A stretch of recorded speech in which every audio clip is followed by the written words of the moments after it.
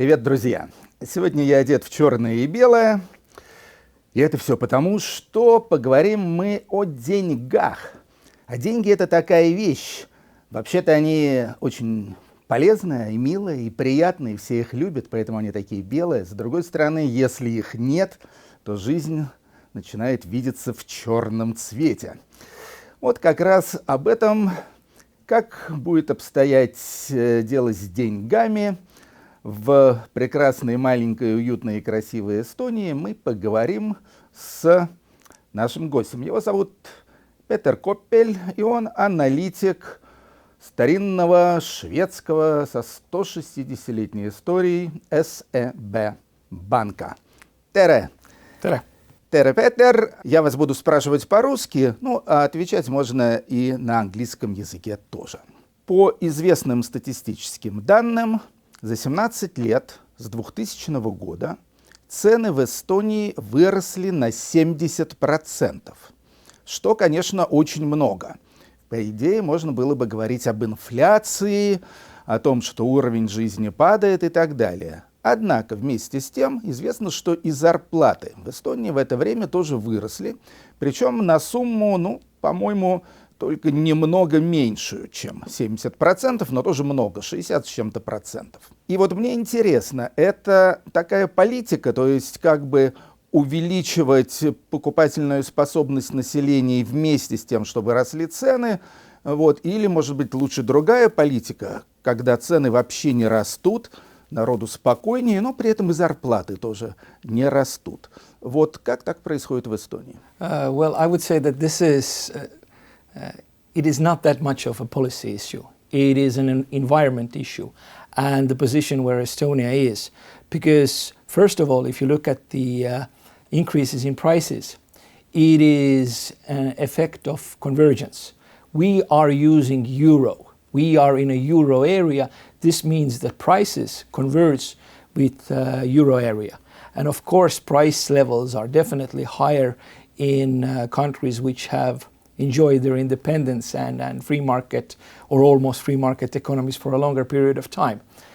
So prices converge, and we have very close ties with Finland, very close ties with Sweden, and prices simply converge. Another issue is that economy is quite small, and there are not that many people living in Estonia, 1.3 million. Something, and not that many people of them are sort of working. It's like a little bit over 600,000.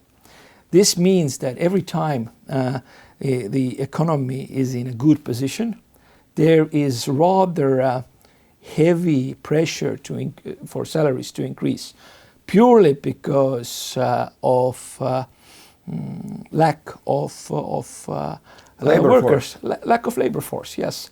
And that is why those two issues are the main drivers behind inflation and behind salary increases. If you look at all in all, the situation right now, you can say that yes, inflation has been high. You can say that salary increases, especially in real terms, has been high. But if you look at today, November 2018, there has never been such a good, as good as time as this for the general population. So Estonians are the richest than they have ever been today.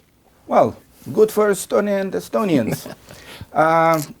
Следующий вопрос. В каких сферах жизни, сферах экономики цены растут быстрее всего и, может быть, больше всего обгоняют уровень заработной платы? Насколько мне известно, это недвижимость, то есть property, а также это цены за энергию и за бензин. Считаете ли вы, что в этих областях ситуация должна была бы все-таки быть спокойнее? Yes, one could argue that perhaps it should be a little bit slower in the increases, especially for energy and especially for stuff you put in your gas tank in your car. The trick there is that for one, it is driven sort of by global market prices, but the proportion of the excise tax has constantly been increasing. And the excise tax, I would say, is the most important component driving gas prices. Because, the global market, well, not so long ago we had barrel at 40, now we have a barrel at 60 or 70, but the excise tax, the proportion of excise tax from the and taxes in general are above 60% of every liter of gas that you're buying.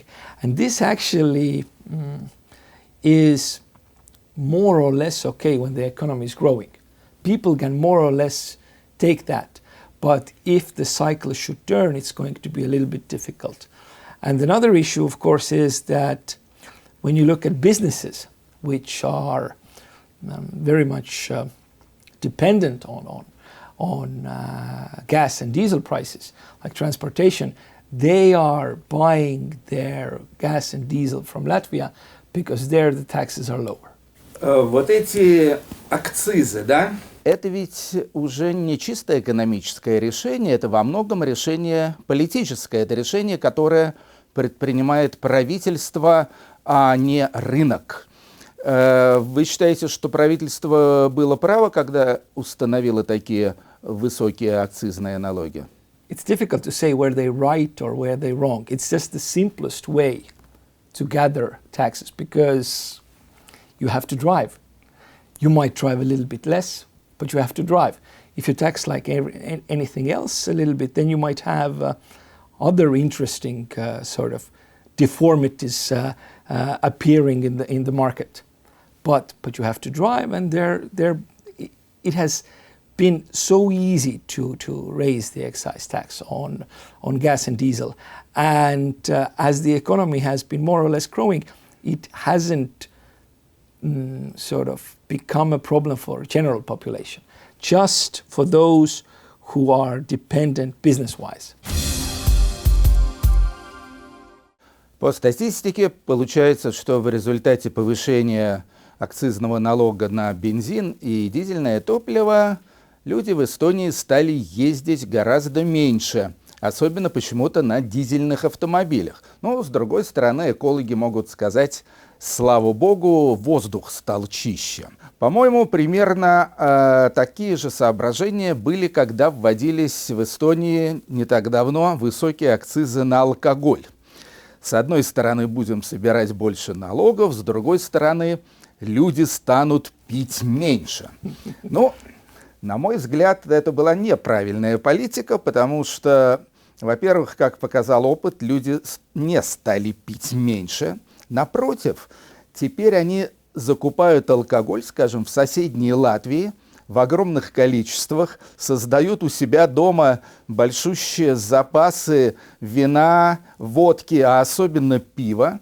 И я знаю на собственном опыте, что когда у тебя дома нет алкоголя, в общем-то, ты его и не пьешь, потому что, в магазин идти лень, неохота. А когда у тебя дома большие запасы алкоголя, то все время есть соблазн взять баночку пива, открыть, выпить, налить себе бокальчик винца и так далее.